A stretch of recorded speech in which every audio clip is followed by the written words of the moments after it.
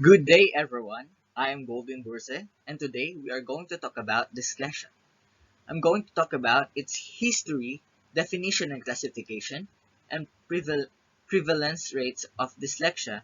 And then, after me, Ma'am Hermie will continue the flow of this discussion, and she will tackle about the teaching strategies and educational program for dyslexia. And after Ma'am Hermie, Sir Jimwell will going to share one research study and its findings at the end. So let's begin. The history of dyslexia.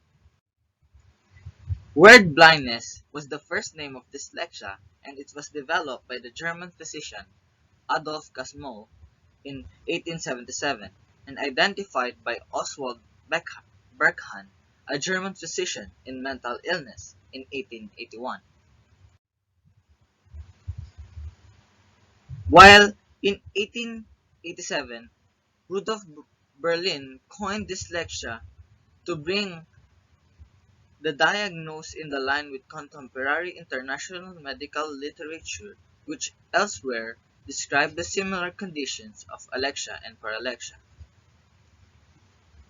The word dyslexia is a combination of a Greek prefix, which means hard, bad, or difficult, and lexis, means speech or word.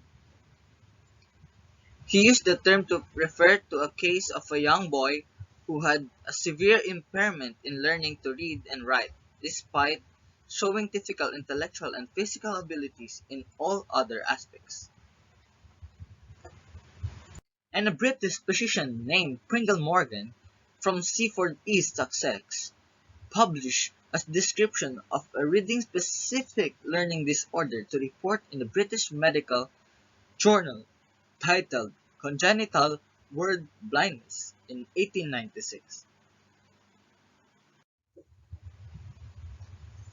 And in 1917, James Henshelwood, a British ophthalmologist, Henshelwood asserted that the primary disability was in visual memory for words and letters, and described symptoms including letter reversals and difficulties with spelling and reading comprehension.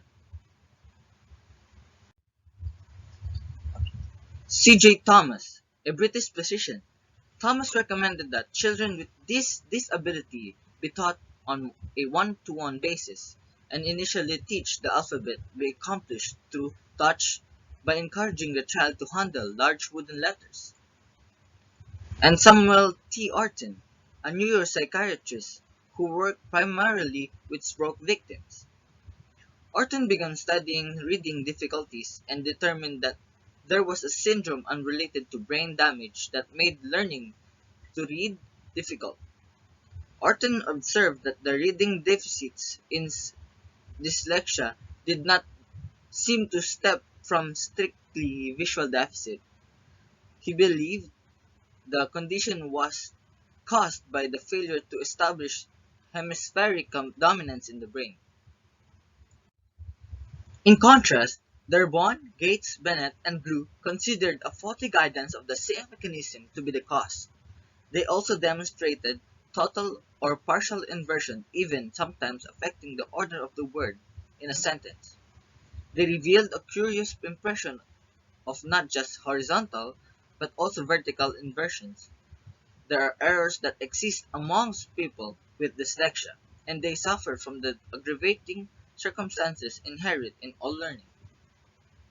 Although Orton's theory of cerebral dominance proved incorrect, it was key to shifting discussion of dyslexia's etiology toward theories of cognitive development. For Tim Miles, one of the preeminent researchers in dyslexia's history of all the early pioneers, was the one who, more than anyone else, put what we now call developmental dyslexia on the map. Orton was also the first researchers to advocate phonics instructions for those who with dyslexia. The general approach still recommended today. In 1949 of June, the Orton Society was formalized by Samuel Widow and continues today as the International Dyslexia Association. Dyslexia is a learning disorder that involves difficulty in reading due to problems identifying speech sounds and learning how they relate to letters and words. Also, called reading disability, dyslexia affects areas of the brain that process languages. People with dyslexia have a normal intelligence and usually have normal vision. Most children with dyslexia can succeed in school with tutoring and a special education program. Emotional support also plays an important role. Though there's no cure for dyslexia, early assessment and intervention can result in the best outcome. Sometimes dyslexia go undiagnosed for years and isn't recognized until adulthood, but it is never too late to seek help. Primary dyslexia is passed in family lines through genes or through new genetic mutations, and it is found more often in boys than in girls. Secondary or developmental dyslexia. This type of dyslexia is caused by problems with brain development during the early stage of fetal development. Types of dyslexia. Phonological deficit. Phonological deficit is difficulty decoding or assembling words based on their sounds. Note that phon- phon- phonemic awareness is not a reading deficit since it involves only sounds and not letters. Speed or naming deficits. Speed or naming deficits slows reading, poor use of sight words, and sight word. A sight word is a word that is instantly recognized by the reader. It is not sounded out and requires almost no effort to understand. Next is comprehension deficit. Comprehension deficit is poor understanding of what was just read.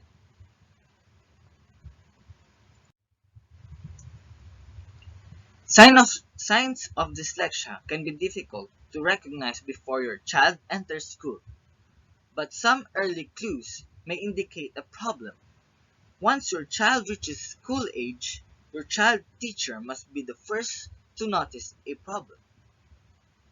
Severity Severity varies, but the condition often becomes apparent as the child starts learning to read.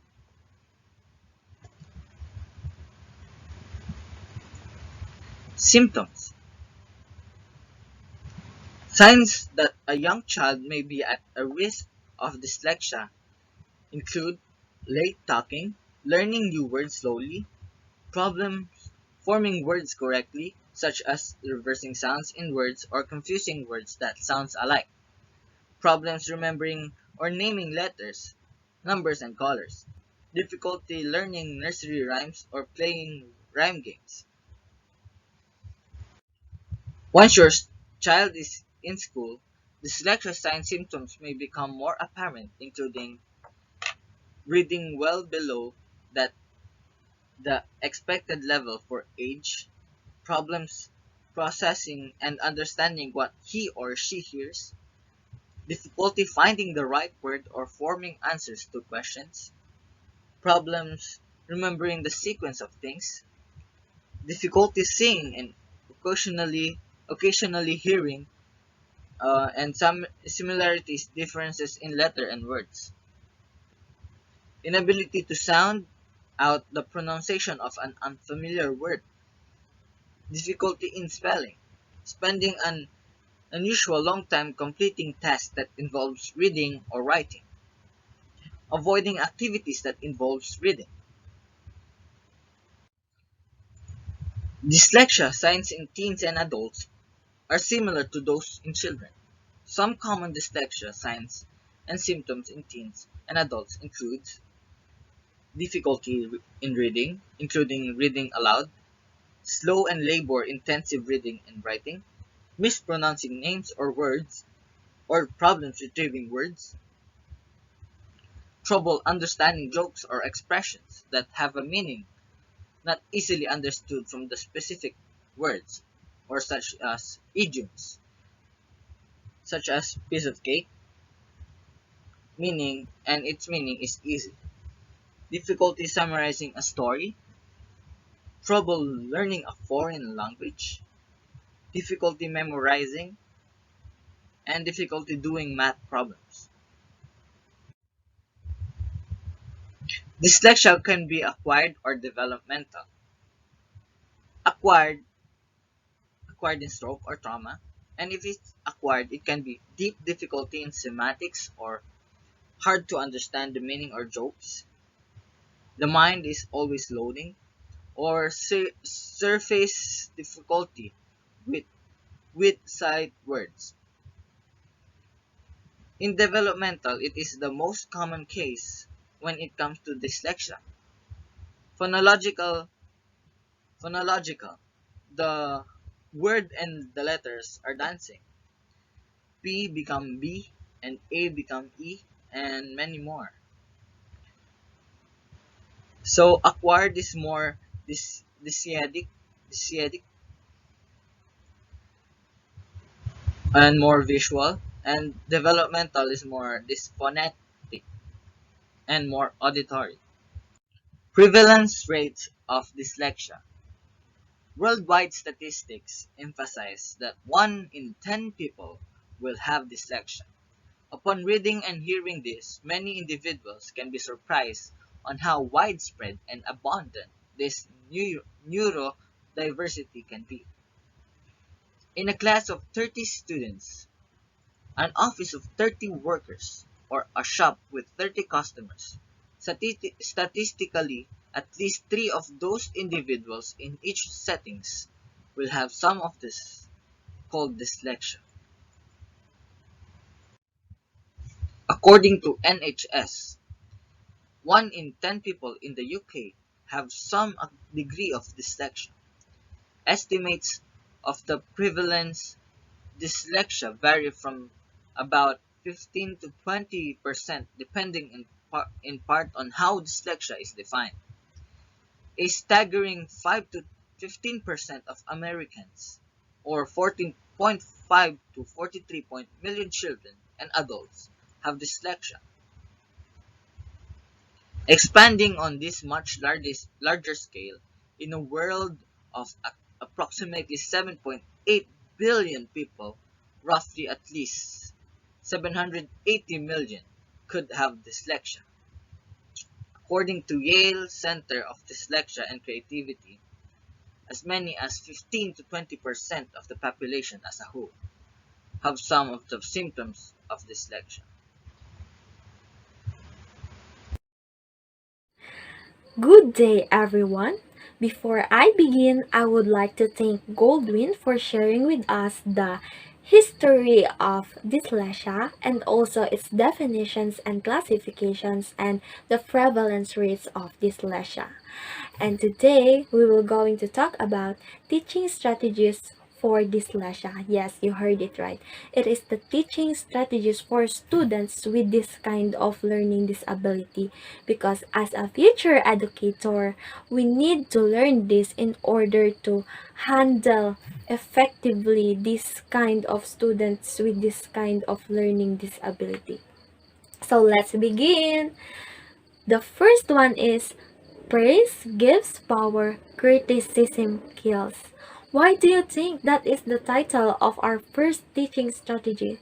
Praise gives power, criticism kills. Yes, you're right. Because a person with dyslexia needs a boost to their self-confidence before they can learn to overcome their difficulties. Because they have already experienced failure, disappointment, and maybe some of them experience to be embarrassed in public because they are having a hard time to read and write. And Deep down, they often believe that they are not capable of learning. And so, to establish their self confidence, we can provide the opportunity to succeed and give praise for small achievements.